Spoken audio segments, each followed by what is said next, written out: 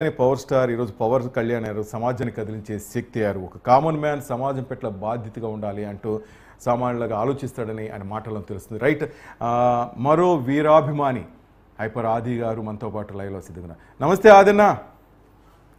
నమస్తే, ఎలా ఉన్నారు? Fine fine. ఏంటి సంగతి? ఎక్కడ? ఈరోజు అన్నయ్య బర్త్డే. ఆల్రెడీ అన్నయ్య బర్త్డేకి ఇలాగే జూమ్ మీటింగ్ లోకి వచ్చాం. ఈ రోజు ఆయన తమ్ముడు గారి బర్త్డేకి మళ్ళా గెలిచాం.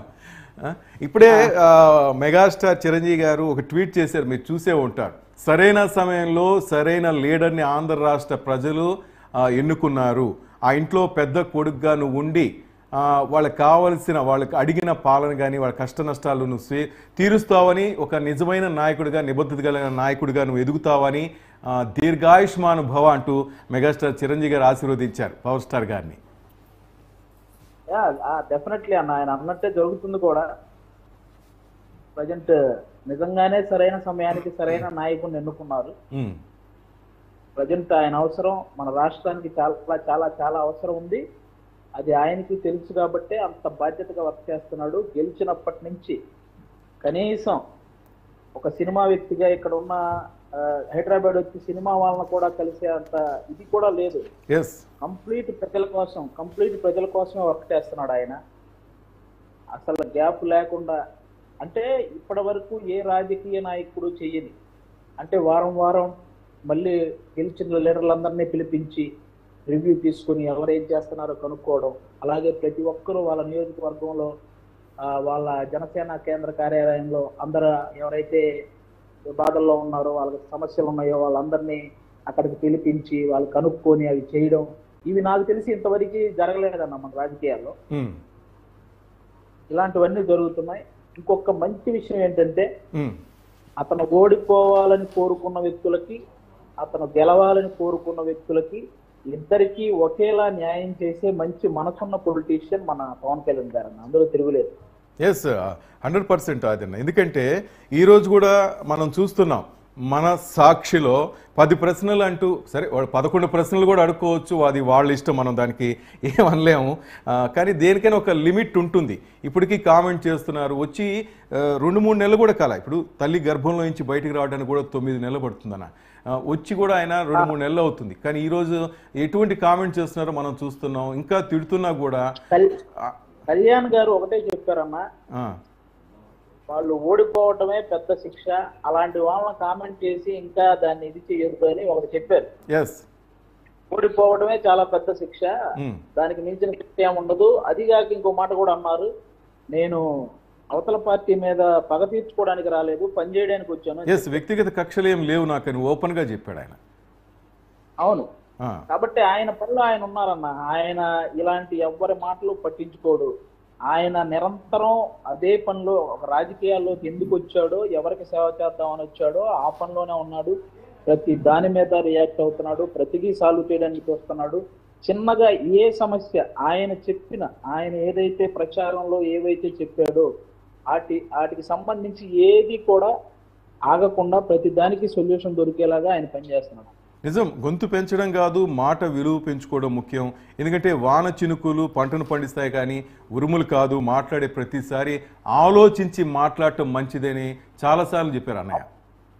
అవును. అంతే. అసలు ఆయన ఆ 10 సంవత్సరాల జీవితం అనేది ఎంతో మందికి ఆదర్శంగా ఉండాల్సిన ఇదన్నా. ఎందుకంటే మనం జనరల్ గా ఎవడైనా 2 సబ్జెక్టులు పోతేనో ఎగ్జామ్స్ లో సూసైడ్ చేసుకోవాలని ఇలాంటివి చేస్తుంటారు. అలాంటిది ఒక వ్యక్తి కోట్ల మంది అభిమానులు ఉన్నా కూడా 2 చోట్ల ఓడిపోయినా నవ్వుతూ నిలబడ్డాడు, అన్ని అవమానాలు భరించాడు, అన్నిటినీ తట్టుకొని ఒక మామూలు సక్సెస్ కాదు, అలాంటి సక్సెస్ ని చూపించాడు. కాబట్టి ఇలాంటి సక్సెస్ ప్రతి ఒక్కరూ ఇన్స్పిరేషన్ గా తీసుకోవాలన్న. అందులో ఆయన పడ్డ అవమానాలు ఉన్నాయి, ఆయన వాళ్ళ ఇంట్లో వాళ్ళని, పిల్లల్ని, భార్యని, ఇలా ఎవరిని వదలకుండా ఎన్ని జరిగినా కూడా అన్నిటికీ నవ్వుతూ నిలబడ్డాడు. నా వ్యూహాన్ని నమ్మండి అని చెప్పాడు, అన్నట్లే చూపించాడు. అంటే నిలబడ్డ 2 చోట్ల ఓడిపోయిన ఒక వ్యక్తి నిలబెట్టిన ప్రతి చోట అందరినీ గెలిపించే స్థాయికి ఎదిగాడంటే అది మామూలు సక్సెస్ కాదండి. 100% స్ట్రైక్ రేట్ కొట్టాడు. దేశంలో ఏ అవును. రాజకీయ పార్టీ కొట్టని రికార్డు సాధించారు. నాకు తెలిసి ఈ వరల్డ్ లో బెస్ట్ క్రికెటర్ ఎవరంటే మన పవన్ కళ్యాణ్ గారు. ఎందుకంటే 100% స్ట్రైక్ ఆయనే. Yes yes Sachin Tendulkar Yes. Sachin Tendulkar Virat Kohli కూడా లేదు. ఎస్ ఎస్ ఎస్ ఎస్ అన్న.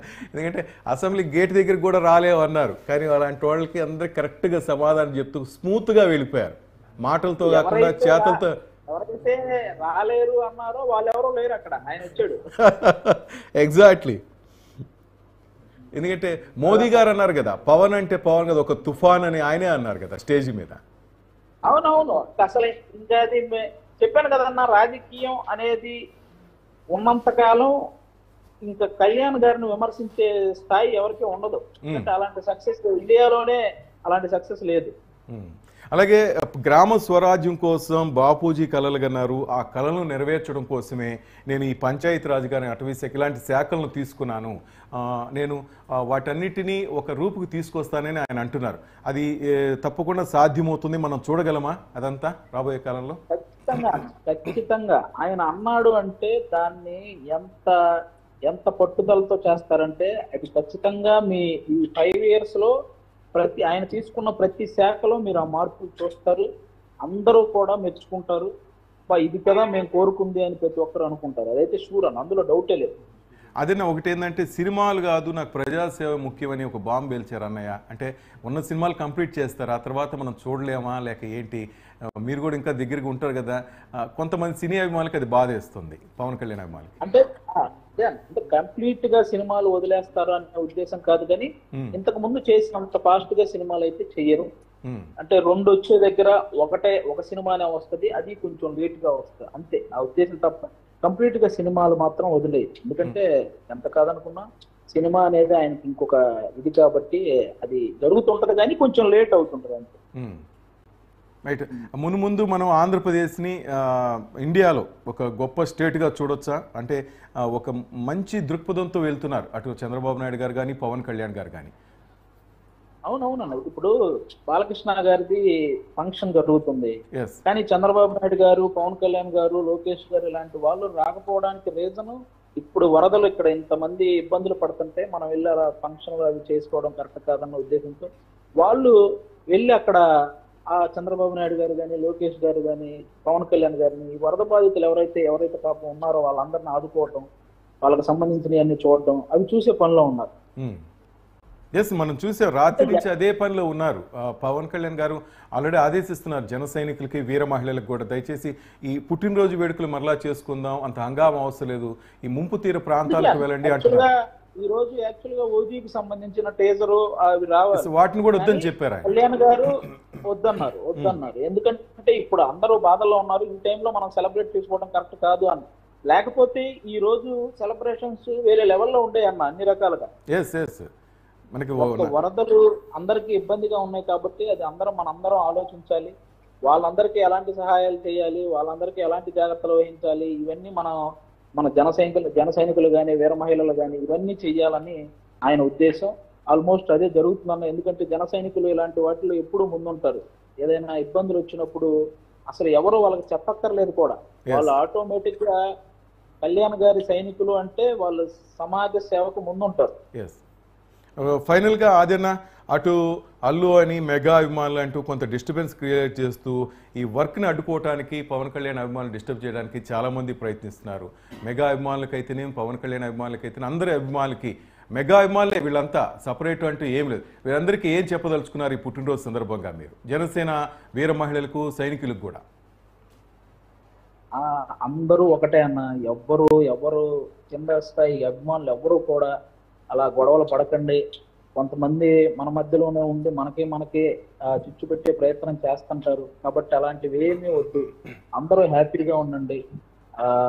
కళ్యాణ్ గారైనా, అల్లు అర్జున్ గారైనా, లేకపోతే మన మెగా హీరోలైనా అందరూ ఒకటి. వాళ్ళందరూ చిన్నప్పటి నుంచి చిరంజీవి, ఇప్పుడు అల్లు అర్జున్ గారైనా, మన చరణ్ గారైనా, వరుణ్ తేజ్ గారైనా, వీళ్ళందరూ చిన్నప్పటి నుంచి చిరంజీవి గారి సమక్షంలో ఆయన ముందే వీళ్ళందరూ డ్యాన్స్లు వేస్తూ ఆయన దగ్గరే అందరూ ఎంటర్టైన్ అవుతూ, మనకి అక్కడ వీడియోలు కూడా చాలా ఉంటాయి. వీళ్ళందరూ కూడా కళ్యాణ్ గారు, చిరంజీవి గారు వీళ్ళందరూ సమక్షంలో పెరిగి ఎంతో కుటుంబ వాళ్ళ మధ్య ఆ బంధాలు ఎక్కువ ఉన్న వ్యక్తులు అన్నమాట. ఏవైనా చిన్న చిన్న మనస్పర్ధలు వచ్చినా కూడా వాళ్ళందరూ అర్థం చేసుకొని అందరూ ఒకటిగా ఉండే వ్యక్తిత్వాలు అనమాట. కాబట్టి అందరూ అది తెలుసుకొని అందరూ హ్యాపీగా ఉండాలని మనస్ఫూర్తిగా కోరుకుంటున్నాను. థ్యాంక్ యూ ఆదిన్న, thank you very much once again. Thank you అన్న, thank you. Love you. Right, అది ఆది గారు చెప్పిన మాటలు విన్నారు కదా. ఎంత అదిగా దయచేసి